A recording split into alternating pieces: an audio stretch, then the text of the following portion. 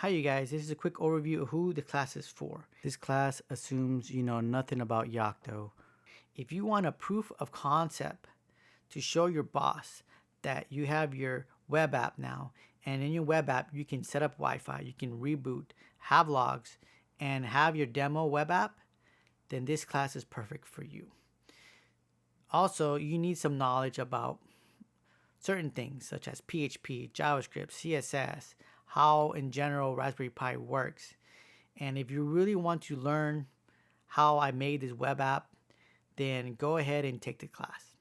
One thing to know here is I recommend you guys have a build server, which is going to require at least 8 gigs of RAM, at least 4 cores or 4 threads, and 100 gigabytes of storage.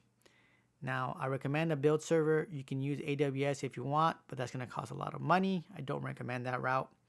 So if you have the resources, you have the time, and you really want a proof of concept web app, then this course is for you.